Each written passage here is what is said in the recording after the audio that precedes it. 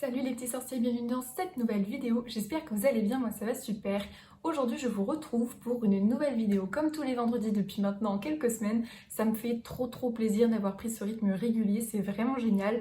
Dans ma semaine je sais qu'il faut que je prenne le temps de filmer puis de monter et ça se fait super bien pour le moment. Je suis trop contente, j'espère que vous ça vous fait plaisir.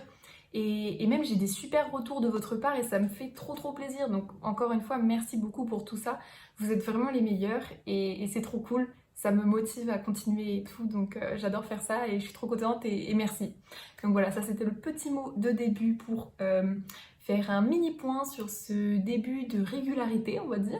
Et donc si on s'intéresse plus précisément à la vidéo du jour, aujourd'hui qu'est-ce qu'on va faire? Aujourd'hui je vais vous dévoiler mon top 8 de mes films préférés. Et donc je vais classer les 8 films Harry Potter dans l'ordre que je déteste, enfin que j'aime le moins, à celui que j'aime le plus. Donc, il y aura sûrement des désaccords entre vous et moi. Donc c'est pour ça que n'hésitez surtout pas à mettre en commentaire, vous, votre classement, quel est votre film préféré, celui que vous aimez le moins, enfin bref. J'avais déjà fait cette vidéo avec les livres, où je classais les 7 tomes, les livres quoi. Pourquoi je le refais avec les films? Parce que pour moi, on peut faire 3 classements différents avec les Harry Potter. On peut faire un classement des livres, un classement des films et un classement des tomes. Donc c'est-à-dire les tomes, je comprends plus l'histoire qu'il y a de caché derrière tout ça, quelle est l'intrigue qu'on a le plus aimé. Les livres, on peut évaluer l'écriture, les sentiments qui nous sont évoqués à travers l'écriture. Le tome, c'est ce que je viens de dire, c'est plutôt l'intrigue, l'histoire, les personnages. Et les films, on va s'intéresser plus sur un point de vue cinématographique, sur la réalisation, la production, etc.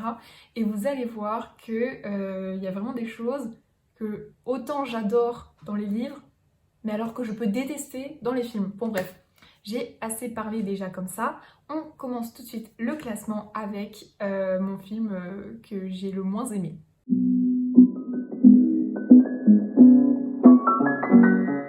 Et donc là, grosse surprise, je ne sais pas vous, mais moi le film qui, visuellement parlant, la réalisation que j'ai le moins appréciée, c'est vraiment le numéro 3, Harry Potter et le prisonnier d'Azkaban, réalisé par Alfonso Cuarón. Alors Alfonso Cuarón n'a fait qu'un seul film Harry Potter, alors je vais être très méchante, mais heureusement, parce que je n'ai pas du tout aimé sa façon de produire le film. Je sais pas, je trouve qu'il y a trop d'incohérences. Est-ce que vous vous rappelez de ce moment où il y a un personnage, on ne sait pas qui c'est, ce n'est personne, couleur de peau noire et qui comme ça dit des trucs.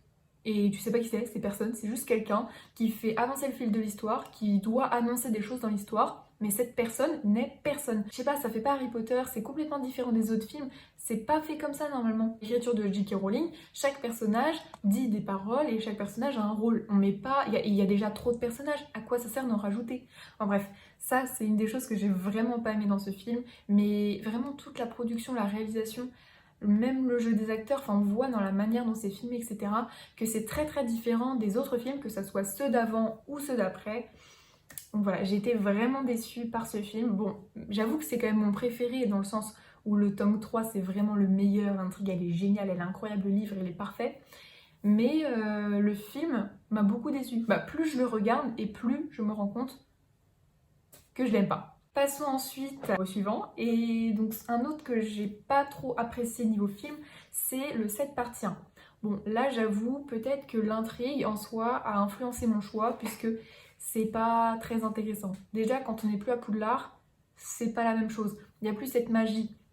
Mais aussi, ce qui m'a fait le mettre à une place aussi basse, c'est sa noirceur. Forcément, plus on avance dans l'histoire et plus on a la magie noire qui est représentée, la peur, c'est sombre, tout ça. Même si c'est bien représenté dans le film, en tant que public, c'est pas toujours facile d'aimer ce qu'on regarde. Enfin, c'est le but évidemment et on aime quand même ce qu'on regarde, mais forcément, il y a des moments plus lents, plus sombres, qui sont moins appréciés et qui font que l'histoire est géniale, hein. Ça je ne pourrais rien redire là-dessus, mais niveau film, c'est pas terrible. Enfin bref, vous avez compris. Ensuite, du coup, en sixième place, on a le numéro 6, Le Prince de Sang-Mêlé. Et bah ça, c'est pour les mêmes raisons que je viens de citer auparavant pour le 7 partie 1. Déjà, on a toute cette partie où c'est sombre. Vraiment, le 6, pour moi, c'est vraiment le plus sombre, le plus horrible à regarder. Il est long. Déjà, on a les histoires d'amour qui ne vont pas du tout. Excusez-moi, mais Ron et Lavande, ça va pas du tout. Mais ça, faut pas que je parle trop de ça puisque ça relève plutôt de l'intrigue. Mais même Ginny Harry, ça va pas en fait. Le film a très mal été réalisé. Il y a trop de différences par rapport au livre, trop d'incohérences, trop de choses qui vont pas ou qui vont trop vite ou la maison des Weasley qui brûle, excusez-moi, mais non en fait, non. Donc non, ce film a vraiment pas, il a pas assez respecté l'œuvre originale. Et en plus, comme c'est un film sombre, ça ne fait pas l'aimer davantage. Pas terrible. J'aurais même peut-être pu le mettre encore pire que le 7 partie 1. Mais bon, après je suis pas là pour dégommer les films, hein. Là ça fait 3 films que je suis en train de donner que leurs défauts, mais je suis fan de cette saga, je suis fan des films, j'adore. Retenez quand même que j'adore et que c'est génial, hein, que ces films sont vraiment géniaux. On retient pas que le négatif. En 5e position, j'ai mis le numéro 2, La Chambre des Secrets, parce que je trouve qu'il a pas été assez bien retranscrit. Le livre est génial, le film, c'est le réalisateur, j'ai oublié son nom d'ailleurs, je vais le renoter ici, mais là j'ai perdu.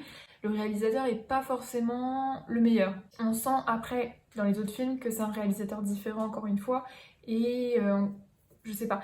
Déjà, c'est plus enfantin. Évidemment, le réalisateur était plus dédié à des enfants. Je sais pas trop quoi dire pour le 2, je le trouve peut-être moins magique. On est moins dans cette ambiance de magie qu'on a pu connaître dans le 1 ou même peut-être dans les suivants, je pense peut-être au 4. Enfin bref, s'il y avait quelque chose à redire, pourquoi j'ai mis le 2 à cette place-là, c'est peut-être parce que je le trouve pas assez bien retranscrit, pas assez magique en quelque sorte. Je sais pas, il manque un truc aux 2. Ouais, c'est ça. Il manque un truc, il manque l'étincelle. En 4e position, on va avoir le numéro 5. Alors là, je vais arrêter de critiquer parce qu'on rentre quand même dans le top 4. Le numéro 5 est de très belle qualité. J'aime pas l'intrigue, mais le film est très bien réalisé, avec de très beaux décors. On sent qu'on avance dans le temps et qu'on a une évolution au niveau des montages, au niveau de la réalisation, au niveau de plein de choses. En fait, le cinéma évolue très très vite dans ces années-là et ça se ressent globalement. C'est un très bon film. Quand on regarde les images, la manière dont ça a été réalisé, bah moi j'aime beaucoup. Et ce que je trouve d'important dans le 5 aussi, c'est que le jeu d'acteur, je l'ai trouvé assez bien dans le sens où les sentiments qu'on a dans le film sont bien partagés au public. C'est-à-dire qu'on va commencer à rentrer dans des temps plus sombres, c'est vraiment dans le 5 que, à la fin du 4, Voldemort revient, mais c'est dans le 5 que vraiment il est revenu. Et cette ambiance plus sombre nous parvient réellement à nos publics avec des images plus sombres et des acteurs qui jouent très bien le rôle de personnages touchés, qui grandissent dans l'adolescence. Il y a énormément de thématiques abordées dans ce même film qui arrivent d'un coup sec, enfin qui arrivent en fait à la fin du 4 et vraiment c'est un tournant dans la vie de nos protagonistes et je trouve que ça a été très très bien retranscrit dans le film, qu'on comprend bien, etc., qu'il n'y a pas tant d'incohérences que ça, globalement ça a bien été fait. Je suis fan du travail de David Yates, je trouve qu'il fait un boulot génial, parfait, enfin... On a un très bon réalisateur sur les Harry Potter ou même les Animaux Fantastiques, enfin il est très très bon par rapport à ça. Et dans le 6, on ressent que c'est lui, il a bien compris l'essence de Harry Potter et il a su en faire quelque chose de très beau. On arrive maintenant sur le top 3 et en 3e position, je vais mettre le numéro 4, La Coupe de Feu, parce qu'il est très beau, très magique. Vraiment là on a cette magie avec les autres écoles qui arrivent, on découvre d'autres mondes qui arrivent à Poudlard, c'est vraiment tout nouveau et ce que j'aime beaucoup dans ce film, c'est le début de l'adolescence de notre Golden Trio ou même des autres qui ont commencé à aller au bal, etc. Donc là, dans ce film-là, on a plus la thématique de l'évolution de chacun dans leur comportement plutôt que l'école, l'apprentissage en cours, les professeurs. Et c'est ça que je trouve de différent dans ce numéro 4. Cinématographiquement parlant, il est très bien réalisé, avec un super réalisateur. Apparemment, le tournage de celui-là était fou. J'ai beaucoup aimé le travail de ce réalisateur, mais pour moi, le 4, ça reste quand même un tome un peu trop à part comparé aux autres. Il y a Beaubaton et Durmstrang arrivent, donc forcément, ça coupe un peu cette magie à Poudlard. N'empêche que le film a très bien été réalisé et qu'il est très beau et que beaucoup de gens l'aiment et c'est pas pour rien. Top 2, et ben qui est-ce que j'ai mis en 2e position et qu'est-ce que j'ai mis en 1re position? On commence avec le 2e, c'est le 7 partie 2 et ouais, il est génial, vraiment il est génial. Autant on a cette ambiance sombre mais on a aussi plutôt ce sentiment d'espoir, qui est bien présent. On a la bataille de Poudlard, mais la bataille de Poudlard est magique, avec tous les effets spéciaux, les créatures, les bombardements, le feu, tout ça, tout y est. Tout va très vite, t'as pas le temps de t'ennuyer dans ce film, il est super bien réalisé, les montages sont au top, franchement, heureusement que c'est dans le dernier qu'on a eu besoin de plus de montage et que forcément comme c'est le dernier, il y a eu plus d'évolution, tout ça. Et donc heureusement pour ça, ça a fait quelque chose, tous les progrès techniques ont permis un film de très bonne qualité. Comme je disais, on n'a pas le temps de s'ennuyer, tout va très vite, tout se passe bien avec, comme ce que je disais, le sentiment d'espoir. Et ça se finit bien et c'est ça qui est génial et c'est une très belle fin à Harry Potter. Je trouve que la fin est à la hauteur de l'histoire qui est exceptionnelle et souvent je suis déçue des fins mais celle-là elle est vraiment bien et s'il y a un film qu'il faut regarder dans sa vie c'est vraiment lui parce qu'il est exceptionnel, il est spectaculaire, il est rapide, il est mouvementé, il y a tellement de choses qui se passent, il est parfait, vraiment il est génial, je l'adore, je suis trop fan. Et donc pour terminer, si vous avez bien compris, lequel j'ai mis en première position c'est le numéro 1.